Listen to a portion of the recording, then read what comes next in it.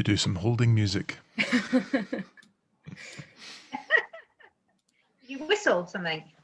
I can play a wee song. Oh yes. Do it.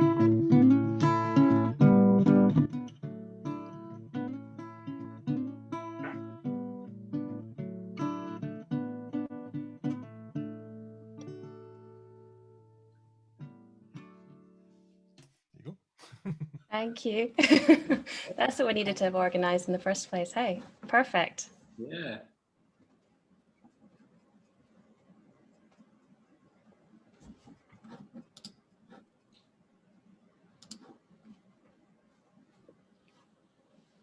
Okay, so I'll maybe call that as 1/2 past.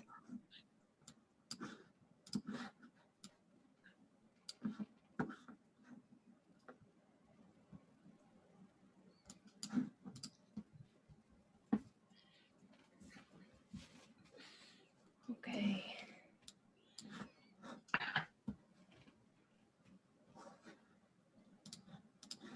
Hello everyone, how are we doing? Okay, I'm going to introduce myself very briefly and then pass on over to Ailsa, who's going to start off our evening. My name's Katie Anderson. I am part of the Stove Network. We're based in Dumfries, and tonight we are sharing these films with you as part of Community Land Scotland's Owning Our Future film panel and discussion. So I hope everyone has found the films all right online and finding their way in here. Just a quick run of the format for this evening. So Ailsa's going to give us a quick introduction, and then we're going to have a roundtable conversation between myself and the filmmakers and some of the people involved in making these films over the past few months. If audience members have got thoughts, questions, or opinions on the films, we'd really love to hear from you all. So please feel free to use the chat box to let us know where you're at and where you're listening from. If you've got specific questions, please do use the Q&A function, and we'll try and encourage and include everybody as much as we can. We're going to run for just short of an hour probably today. And then after that, this recording will be made available. I almost forgot to hit the record button, so thank you, Kerry, for hitting the record button for me. This recording is going to be made available for 2 weeks along with the films on the website. So if you know people who would love to be watching and they aren't watching right now, we'll make sure those links are available for them to watch back later. So it's enough from me, but I'd really love to introduce Ailsa Rayburn of Community Land Scotland to start off our evening. That's great. Thanks, Katie. Welcome, everybody. It's great to see so many people signed up, and people seem to be coming in as I'm speaking. So I'll speak slowly. The latest count of sign-ups was 116, and we were talking before everyone just joined in that it's bigger than most of our small cinemas, and certainly bigger than the cinema that is my local, the Screen Machine. So it's brilliant. There's been such a huge amount of interest in this. It's been a real departure, this project, for Community Land Scotland this year, and it's been an absolutely fantastic experience for all of us that's been involved with it. It's exposed the staff team and directors and our members to lots of different approaches and different ways of engaging with communities and telling their really important stories. Everyone knows that COVID's reduced our ability to meet up this year, so this route has been a really interesting new way of connecting with each other, and there's some fantastic outputs come from our cultural work this year. You're seeing some of those films tonight, and I really commend them to you. They're brilliant. There's some great ones in there. I'm really liking Amy's comment already on the chat box about them. So it's CLS's 10th anniversary this year, and this particular strand of cultural work marks a completely new direction for ourselves, as I said, very strongly led by Linsay, Chalmers, our development manager, who I think has been keen to do this type of work for a number of years, and our 10th anniversary and funding that was made available to us this year has enabled us to do that. there's a whole range of creative projects that we've been involved with, and these films are the first to launch, and I really hope you're all enjoying watching them and can share them as widely as possible. We've also been developing a music project with the students at UHI up in Lewis, and hopefully we'll be able to launch those 2 pieces of music too. They really speak nicely to what community land ownership is all about.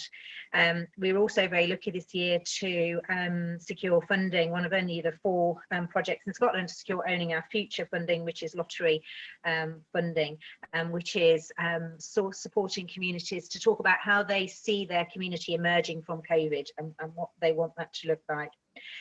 We've also got some really interesting urban projects going on, a photography exhibition and an urban journeys work, which is producing some really interesting material from Govan Hill Baths and from Kirkcaldy as well as others.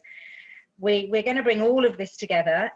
We'd hoped to bring it all together in a touring exhibition and a launch at Parliament before. We've just broken up for the elections. Obviously that's not going to happen. So our plan is to have a launch hopefully in the Scottish Parliament at Holyrood later on in the year, and that will kick off a touring exhibition where we'll be bringing all of this outputs together and then touring that around the country. So there's lots of people to thank as usual for these projects. It's a huge collaboration, specifically to our funders, the National Lottery Community Fund, and to Scottish Government. Real special thanks to Lucy Conway of Egg, who's been working really closely with Community Land Scotland, and I think it's safe to say has taught us all some new terms about working with artists, all polite. It's been a real joy to work with everyone at the Stove Network, and they've again brought some really interesting new thinking to the way that we work. Catherine in particular, who's guided us so well through the project, and Katie and Martin, thanks to you all. We've also been working with a whole range of artists who've been great at going out and seeing communities when they can, and also making connections with communities when they can't. And that's been right across Scotland, from Peebles in the south to the far north of Lewis. So that's been a really interesting experience. As always, lots of thanks to our members, member communities who've put time and an incredible amount of energy into the various projects. I really hope it's opened their avenues as well to engagement with different groups. And I think what's come out really strongly from this particular project is how we use these creative routes into engaging with young people. So we're taking lots of learning from these projects and from a CLS perspective, and we've actually, we just launched, or about to launch, an urban community hub in Glasgow in the Clyde Valley. One of the first projects we're doing there is to appoint artists to support communities in the early engagement stages. So that's a really positive outcome of this particular project. So I'm going to pass over to Katie, and Katie's going to chair the discussion. We've got Linsay Chalmers from Community Land Scotland, our development manager, on the panel. Morven Gibson from Southwest Mull and Iona Development, who's been involved with a couple of the projects and has really been in the nitty-gritty, and I'm sure we'll have lots of great experience to share. And then we've got 3 of the artists who've produced the films tonight. So Alasdair Satchel, Colin, Tennant and Saskia Coulson. And I hope you've got lots of questions for them as to the process and how they think as artists this has worked, and certainly how we can take forward some of the learning from these projects to support communities to engage with new audiences in the future. So thank you again for the invite, Katie, and I'll pass back to you to open up the discussion. Thank you. Brilliant, thank you, Ailsa. So yes, I hope everyone enjoyed our short film selection this evening. I think these are really beautiful films, incredibly fresh in some cases off the digital cutting room floor, and have been a real responsive approach to filmmaking in what has, I'm sure everyone is now very familiar, been a very challenging year for everyone. So I think for some, I guess these are maybe more, they've been kind of first edits of the film in some ways, but we're so pleased to be able to share where everyone's got to with their projects. I guess, Linsay, it'd be really lovely to maybe hear from you, first of all, about how these films came about and how these projects kind of began, for anyone who's not familiar with that story. Yeah, so as Ailsa said, it's something we've been wanting to do for a while at Community Land Scotland. So And those of us who work for the organisation have the privilege normally of being able to travel around the country and listen to communities talking about their plans for the future and their connection with the land, and seeing those kind of communities coming together for the first time and talking about their aspirations. And I always find that a really quite an emotional experience, because people are just so passionate about the places where they live, and there's something about buying land and assets that really kind of releases a lot of emotion and brings people together. So I wanted, I've kind of been talking for a while about the potential to maybe work with artists to kind of draw some of those stories out, to see if we can kind of share that experience that we have when we see our members with a wider audience. So I quite often go around the country with my hankies because I get so emotional when I listen to people. So I gave Catherine at the Stove Network the really big challenge of creating things that would have the same impact on people that hearing those stories firsthand had on me. And I think we felt at Community Land Scotland that working with artists was really the only way that we could kind of help relay that experience to a wider audience. Yeah, and those films really, they have such lovely emotion, and I've no idea how you've managed to kind of capture that so well in such a short space of time. They're really, really lovely. I guess maybe to the filmmakers, it'd be really nice to hear a little bit about the process of making these films, what you discovered whilst you were making the films, and maybe what you hoped to share most pertinently or get across with the films that you've made. I don't know, Alasdair, would you like to go first? Aye, sure. Yes. So the way I approached working on the Owning Our Future film was that I spoke to the other artists in the project. So there were a number of other artists in the project. There was Susan Christie, Jamie Prescott, Matilda Ndoy, Jess Parker, myself working with Morven doing podcast in the Ross of Mull, Henry Eagle Wilshire and Anna Tudos. And we all worked with communities across Scotland in cities and in rural contexts. And we worked with people with the communities to find out how did they cope with COVID in response to directly having community-owned assets as a part of their survival mechanism? And it's extraordinary because this expressed so many different things organically. These organisations were in place to catch the situation, because very often these organisations, unlike a national body, are of the people of the area, and so everything was in relation to that. So all of the footage and all of the materials that have been generated, the beautiful drawings and everything that have been generated from across the project, are all a sincere response to this from the community to the community landowners and then back out to the audience there. So it's it's about connection with the sincere moment of assessing what's going on. And the thing about the length of this project as well is that, originally thought it'd be, quite a brief window, boom, get it done, that, but things change and people's response to things change massively as we go on. So the film that I've got is actually a glimpse at a specific moment in time. And I know from doing the podcast project with Morven and the Ross Mull and Iona folk that 3 months after recording the podcast and listening to them, they had so much more impact, because you were just recording in the moment going, yes, fine. But then when you listen to it afterwards, you're like, oh my God, it's really, there's a critical distance that you get. So I think the situation is constantly evolving, and I'm really curious to see what these films look like when we look back at them in the years to come, because we are in new territory here, and we're in a territory that's being informed by this moment in time in terms of how our society works and how our structures work. And these are kind of organic expressions, like in the other guys' films there, like in Saskia and Colin's film, there's their testimony. It's about witnessing a moment and having your voice heard, and that's why film is so vital. It's a means of having your voice heard. We are communities on the edge. If you place your pin in the center of like London is your center, but actually if you place your pin on Iona, everywhere else is peripheral to that. So it's where you place the pin in the center of your map and your mind, and how that reflects the reality of those people speaking. If that's not too much waffle, sorry. No, that's lovely. Morven, does that ring true for you as an experience of this project from the other perspective, I guess? Yeah, we've had a lovely experience from both aspects, or from both projects. We had Colin and Saskia come out to see us in October last year when we still had COVID restrictions and all that, and they just came with such care and attention to the people that we introduced them to.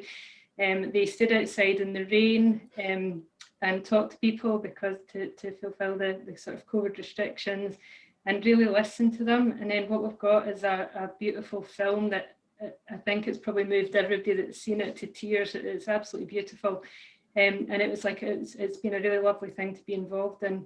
And I think from the point of view of the Owning Our Future project, I mean, we had Alasdair work with us. Now, for those that don't know, Alasdair's a bit of a local celebrity through his What We Do in the Winter podcasts and a huge range of other things that he does. But I decided to use the opportunity of having him with us to get him to reach people that we don't normally reach at consultation level. So we picked out people that hadn't really engaged before, different age groups that might not come to a public meeting, all of that kind of stuff, and said, right, we're going to leave you to go and get on with it and speak to these people individually.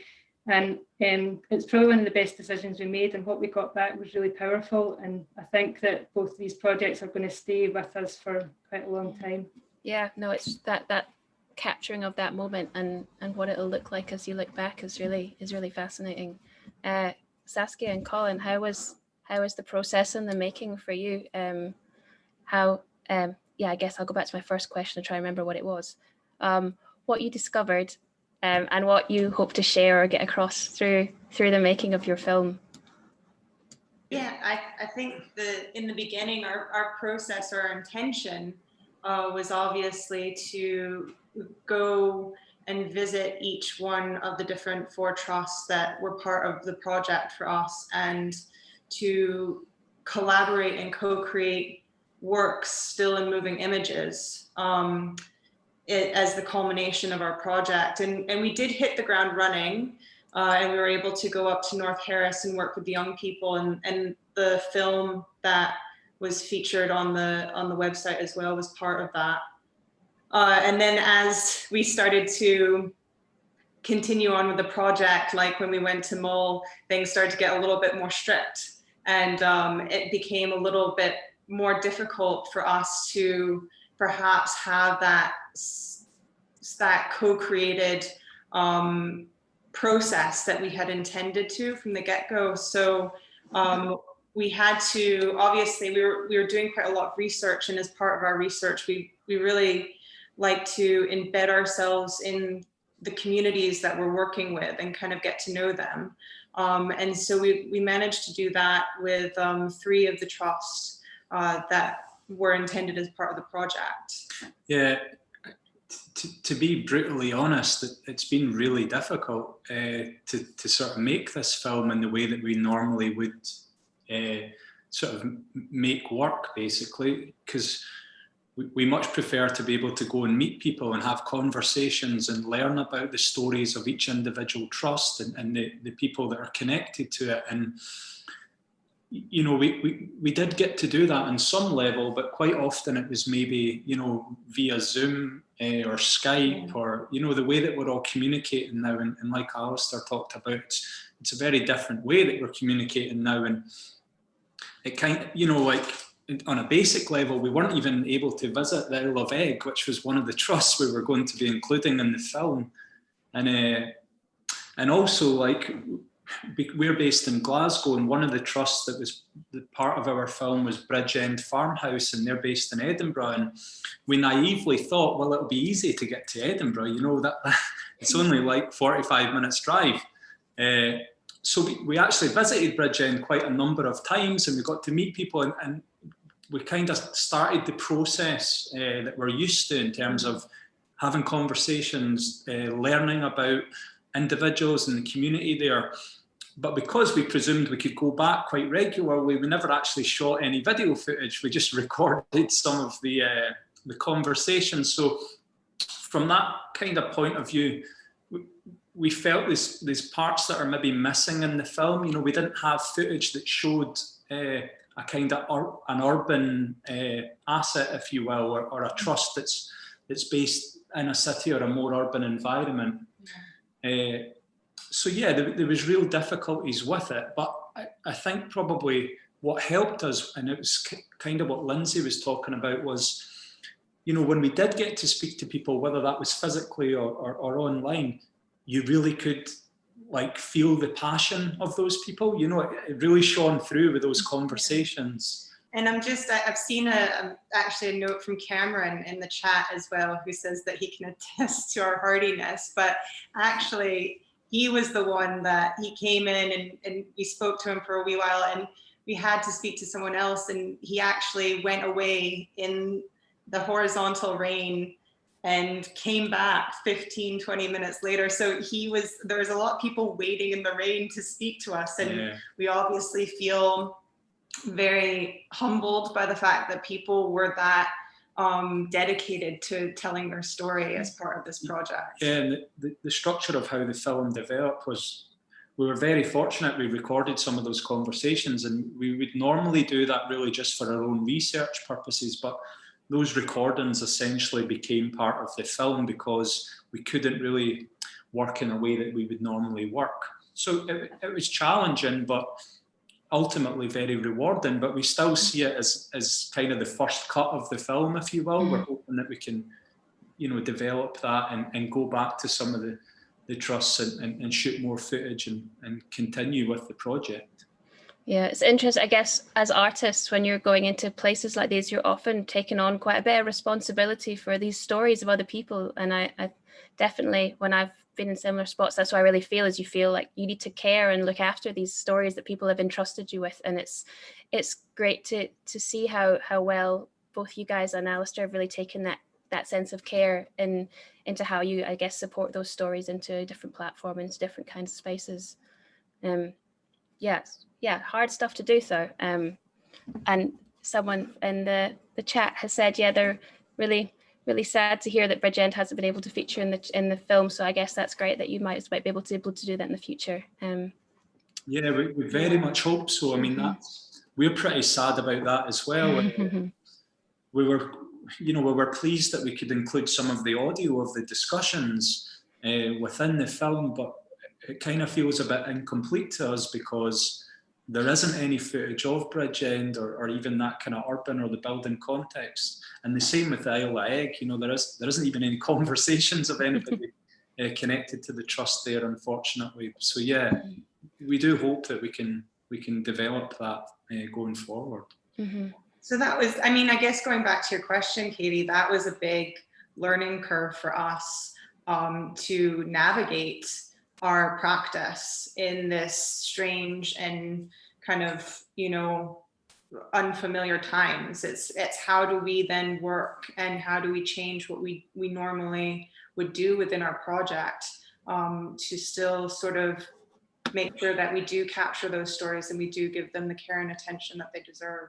I was going to ask Morven a question and she's just vanished. I think you're still there. Morven, if you are still there, I'll give her a wee second. Otherwise, I'll ask somebody else a question. I'll come back to Morven's question when she reappears. Where are we at? Yeah, I guess, Alasdair, how did the limitations affect the film that you were making over this year? Did you feature kind of come across similar issues to Saskia and Colin? Totally. So the connection is, we're all conscious that, you know, here we all are, there's 50 odd of us, 53 or whatever of us all sitting together in a virtual space together. But actually, if you were to put your arms at the side, you can't touch your pal beside you. So this distance is very much a core of things. So people were keen to contribute digitally. So as part of what I asked the other artists to do was to speak to their communities to see if we could get them to engage with filmmaking within the project as well. So I ran filmmaking workshops and made a filmmaking booklet for people to, you know, do simple stuff. This is what we're looking for, these testimonies. We've got a couple of different bits and bobs back from folk, which was lovely. But I think this is one of the things as well, is that life has been so kind of very full on for so many people that our brains are kind of, we're going into a little bit of a sort of shelter and protect mode as well for a lot of folk. You get these moments of looking out, going, oh, lovely, and then you go, nope, I'm going back in my shell. I've had enough now. And it's totally right. We're in a protect and survive mode at the moment. We're in new territories, and you can totally understand that. So people are trying to find comfort and ease where they can. But within the sort of filmmaking that I was working on with the groups, it was, you know, these are, you know, notional marginal voices, but with the medium of a mobile phone and shooting in a mobile phone, you know, you can do so much. And I've said it 1,000 times to different people, but, you know, look, when I started off at the age of 16, I was editing between a video camera and a video machine with one of these and a personal stereo till 2 in the morning, and every copy you made of your film got generationally worse and worse and worse because it was, you know, there was the transfer was so poor between the tapes. Whereas now with this device in your pocket, you can have your voice heard on anything you want within moments. So you can film yourself, you can edit yourself, and then most importantly, you can share it.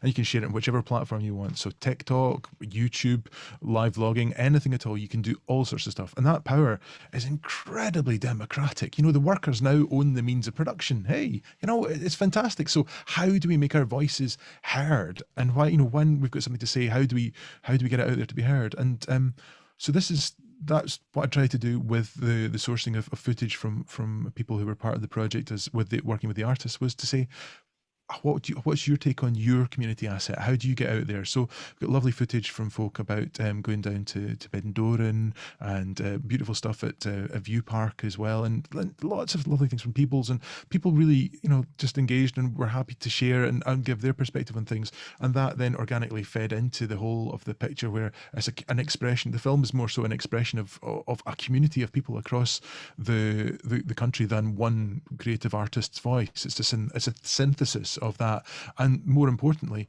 it's a synthesis of what the audience sees in it and their own interpretation of their own situation, how they relate to it as well. So that gap between the film and the audience, that bit there is the most important bit, and that's where meaning is implied. And yeah, so it's been extraordinary to work with people at this distance when the connection isn't there. You know, if you want to join me, put your hands out around the virtual square around you, hands around the square. So yeah. Oh yeah, no, it's been a really interesting learning curve, but that's so great that you've been able to find these ways of, I guess, empowering people's voices through the clunky technology we all live with. And it's just, you know, sometimes opening some of the stuff that we carry in our pockets all the time up in a new way for people is really exciting. So many filmmakers now are used to making templates to cover over Zoom. So you're like, all the wee squares, and you're like, right, block that about. Look, there's a lot of patchwork of Zoom stuff going on. So yeah. Oh, that's great. Hi, I'm Morven. I'm glad you're back with us. I was gonna ask you how your experience was working with filmmakers, and I guess do you quite often work with creative projects as part of your trust's work, or was this a kind of a different approach for the Mull and Iona Development Trust? It was actually quite a different approach for us. We've never worked with artists before in this kind of way. So yeah, it was a really good experience. I had to keep quite an open mind, because I always describe myself as being the least creative person on our team. So when I heard we were working with 2 sets of artists, I was a wee bit nervous, to be honest. But I loved it, and I loved how, you know, Alasdair knows us quite well, and he totally gets, you know, what we're about and stuff, because we've had a lot of history, you know, with Alasdair. But I was really, really delighted by how Saskia and Colin seemed to just get what we were about really, really quickly. I think within the first conversation, I thought, well, you know, they totally understand what we're about, and the people that they interviewed and talked to all sort of said the same thing as well. So yeah, it's been a really good experience. That's exciting. Did it change the way that you view things, having people looking back and reflecting that at you? Or is it just such a totally different world to enter into? Yeah, it has. It's made me think that there are other ways we can be reaching people now. So I feel like I'm kind of going to open my mind up to different ways of doing things. And yeah, it's been good. I guess from Community Land Scotland's perspective, Linsay, these projects have really been about getting like lots of different people in the room, virtual or otherwise, and you know, bringing artists and community groups and other people connected with it and yourselves. And it just always seems to me like a lot of the conversations we've had as part of this project have really been about that. It's like bringing everybody together. And yeah, I wondered what kind of learning you'd felt that had been really useful for you out of that, or I guess even challenging or different in ways you hadn't expected through these projects.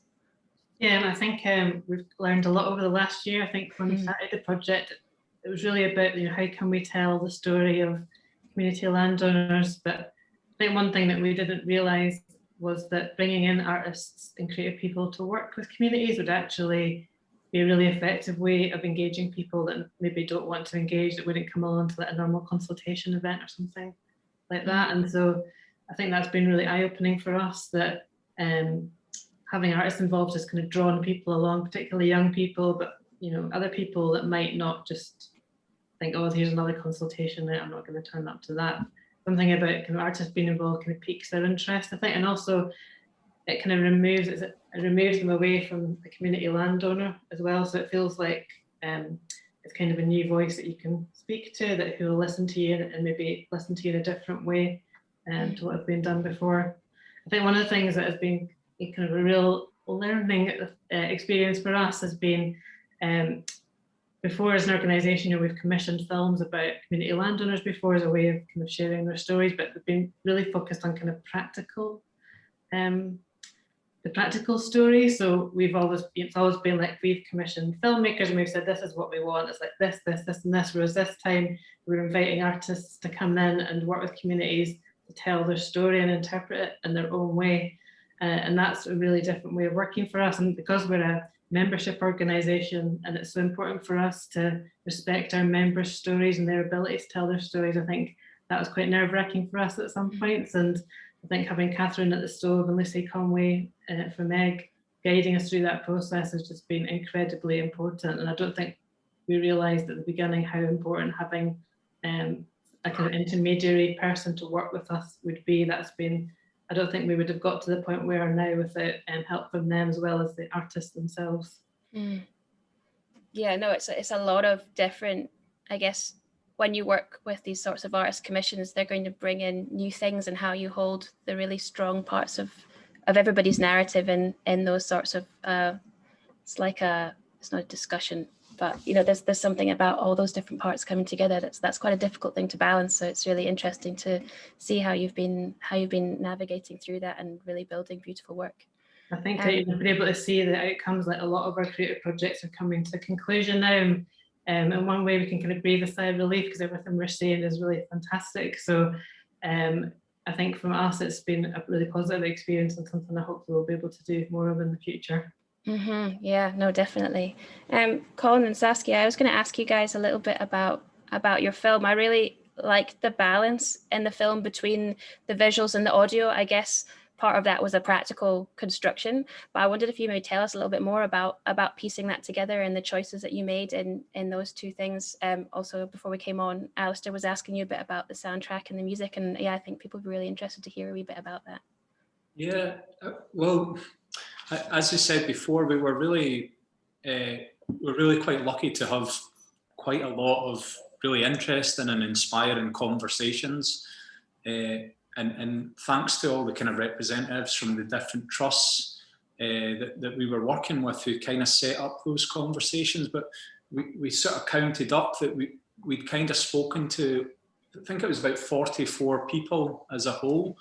And we'd recorded a lot of those conversations, really, again, as I said before, for our research purposes. But we were just trying to gain an understanding of individual experiences and the kind of relationship between the individual and the collective communities. And the reason that we were kind of recording those audio pieces to start with was to try and bring out some themes and think about some of the kind of issues that we wanted to touch upon within the film. And yeah, we didn't really expect those kind of conversations to end up featuring as prominently in the film. But it kind of, for us, we always, as Saskia mentioned before, we wanted to have this collaborative approach. So the film that hopefully everyone saw that we made with a group of really talented young people up in Harris, we were hoping to do similar things with the other trusts. And then those films would then feed into our film. So you might have noticed that on the film we made with the young people, there was a sort of a cappella singing piece that Luke and Ellie, two young people who we were sort of working with, they very kindly sang that song for us on a really cold and windy day when we were doing a big hike, and we managed to record it, and we used little pieces of that throughout the final film that we made, but we also used it as a soundtrack for that collaborative film. So yeah, we were trying to sort of record sounds that we would hear when we were on location. Quite often that was sounds of wind or rain, and then really we would layer these sounds together. So, and it's the same with the visuals. You know, every piece of visual that's in the film was shot within an area that was owned by the community, which is something that's really important to us. So, you know, some of the images might be quite abstract, but it's essentially being created within one of the areas or assets, whether it be the community forest in Mull, or whether it be a beach or a piece of coastline that's connected to North Harris. So yeah, that's kind of how we started piecing those things together. Yeah, and also a lot of the ambient sound was collected in collaboration with the young people as well, when we were working with them towards the shorter film that's also featured on the website. But we should mention as well that the sort of little, there's a kind of singing piece, a ballad at the start and the end of our film, which we were so delighted that we could include, because we met lovely gentleman Doogie when we were at Bridgend on a few different occasions, and he was actually writing a folk song, a ballad about Bridgend and about the community ownership there, and we found this to be sort of extraordinary, that, you know, this experience of being part of a community, being part of this movement would inspire someone to write a ballad, you know, and he very kindly sang a few words to us for us, and we managed to incorporate that into the film. So there was these little nuggets of really beautiful creative processes that we were able to document that came from the real kind of people connected to those trusts. Yeah, and I think also if you listen closely to the lyrics of Doogie's ballad as well, I think it rings true for a lot of different trusts. It had a very kind of significant meaning to us. So the fact that we were able to record that verse and that it fits so well within the context of the film was really quite serendipitous for us. I hope Doogie, if he is listening, he was okay with that, because we didn't really consult him that we would include it, but I think he sings really beautifully, so I hope he's pleased with it. Yeah. That was an incredible piece of audio, and I loved all the layers of. I mean, I recommend anyone who's watching films at home to try watching them with headphones on, because it makes a real difference to how you experience audio when we can't get into a cinema with decent speaker systems. And yes, it's just really, really, really lovely to hear a bit more about it. There's a wee question in the chat box from Quick Carlton, who says, given that this has been rather more experimental than perhaps originally intended pre-COVID for creatives and for communities, engagement has been more difficult in some areas, but practitioners have been pressed to find workarounds. Should we or could we press funders to revisit these case studies into filmmaking post-COVID, and what are the positives that have come out of this experiment? I don't know if anyone particularly would like to pick up on that. Linsay, if you'd be interested, or if anyone else has got thoughts on that one.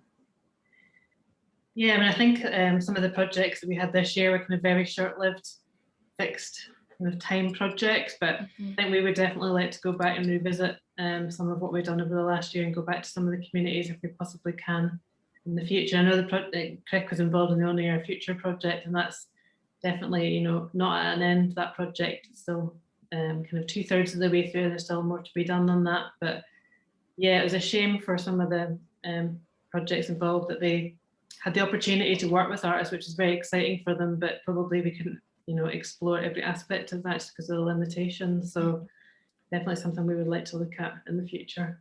Yeah, and I guess that always, I don't think I've ever come across a commission that felt like the right amount of time without permanently moving somewhere for I don't know, years, because it takes a long time to do that properly, and it you know, those connections take a little while to build, even when we're not all penned in our houses. So yeah, it's really always worth bearing in mind, isn't it? Where am I at? sometimes I'm just rolling in the conversation. I forget I'm supposed to be in charge of the next bit. Alasdair, it'd be really nice to hear, I guess, what your plans are for the film next, or for your involvement there next, because yes, it just felt to me like it was such a good introduction. It left me really like, oh, I want to know, I want to just feel, you know, get more into it. It was really, really, I guess, yeah, got me excited. There are so many stories to tell, and there's so many voices as well. I've got to thank Agnes Rennie as well for talking to me at the start of the process. Agnes was fantastic to talk to, but yeah, the way things worked, I didn't manage to get her snippets in there as well. But yeah, there was, you know, we'll see what comes of it as well. And that, you know, the music was by Soren McLean and Hannah Fisher from the Ross of Mull, who are phenomenal musicians, and really, you know, I was so chuffed to say, well, would you like to work on this movie? There's a commission, and it was just like, oh, brilliant. So it's yeah, I'd love working with them. One of the things they said, it was how they worked about their music in the film, was that they said it was despair with a tinge of optimism. That was what they were working on. So that's pretty good, yeah. So I think it's, you know, yeah, I'd be curious to see how where it goes, what happens with the next, and yeah, with the touring exhibition or whatever. Yeah, it'd be very, very interesting to see. It'd be lovely to get people to make their own films in response to it, and say, right, you know, if it does, as part of the exhibition, say, you know, a thing below saying, right, this is one take on it. What's your take on it? Can you do a 90-second film about your experience of this, and then see if we can, you know, just I could create a booklet, or, you know, there's a booklet already that exists that says, you know, do this, and we get community doing it. I think that would be a lovely thing, that the communities take it into their own hands, and members of the community take it in their own hands. We hear it firsthand from them without the intermediary of myself or anyone else. I think that'd be, you know, hashtag kind of filmmaking could be really interesting. Yeah, no, definitely. Yeah, actually, the quality of music that comes across from the two films is really great, isn't it? It just gives you such a really beautiful kind of snapshot. I was saying to Kerry just when I first joined in this evening, actually, being at home for so long, these films have made me so incredibly happy just to see somewhere else, even in those little tiniest of snippets. It feels totally magic at the moment to be able to experience a little bit of other people's places. Where are we at? I was just going to say, Katie, you know, just to kind of pick up on what Alasdair was saying there, that's something, you know, we would really love to kind of develop that as well, is about working with individuals within the communities to sort of tell their story without the need of us as artists or filmmakers to come in and document that, because there's so many amazing stories there. You know, I was even just when we went to Southwest Mull and Iona, you know, there was probably like 30 short films that could be made about some of the stories that we'd heard and the people that we'd met and the locations and the assets. And I think if there's a way that we can try and help or sort of maybe encourage more people to be telling these stories, and whether it be through film or moving image or stills or podcasts or music, then I think that should be encouraged as much as possible. And that's something we really would like to hopefully be a part of in the future and help with. Definitely. There's so many businesses that exist because these community land trust and community owned assets exist. They are kind of financial motors that set up things that will take place, such as, for instance, in Bendoran, in Smid's territory.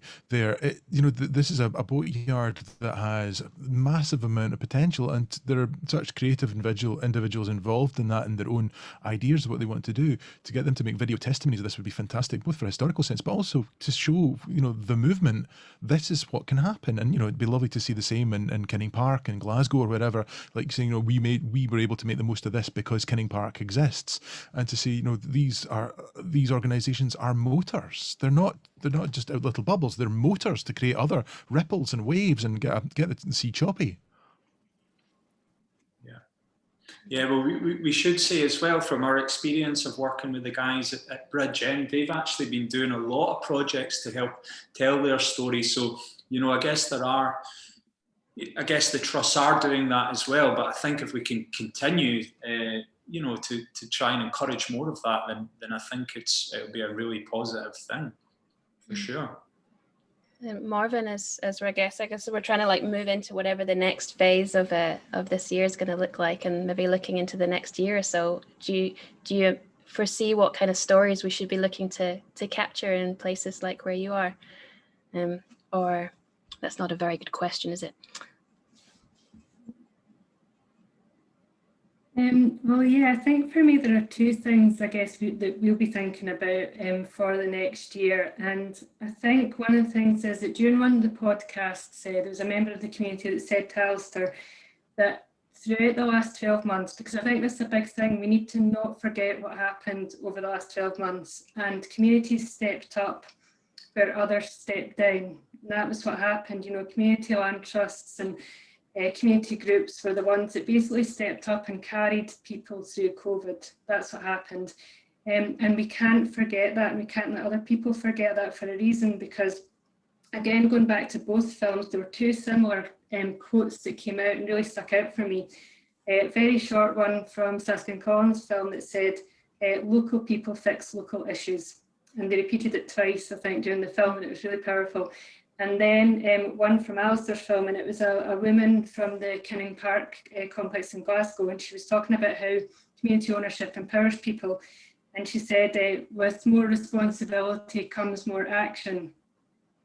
And we demonstrated that during COVID. Community land trusts like ours and local people all across the country demonstrated that we could step up and deal with things when others, it almost felt like we were a wee bit abandoned at times. So I think that going forward, we can't let higher level decision makers and funders forget what happened last year, because we need to remind them, look what we did during the pandemic. So you need to be listening to us, because local decisions are best made by local people. So I think that's my first thing for going forward. If we can use these films and these sort of recording these experiences to keep going. But secondly, I was thinking about our aspirations for the next 12 months as a result of these projects. But you know, I just want to, for SMID, I think we'll just keep listening, because listening's guided us from the start. It's guided us through managing both our community assets, our forest and our shoreside and our new seaweed farm, which is going to happen soon.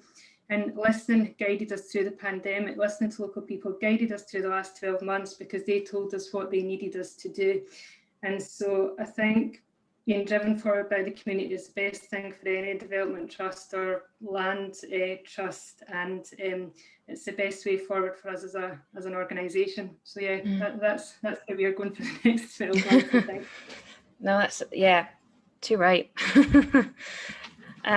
So we're getting to 8:15 just now. I wonder if anyone has any final questions. Please do pop them in the chat, or if anybody in the panel has questions for anybody else that they'd really like to share.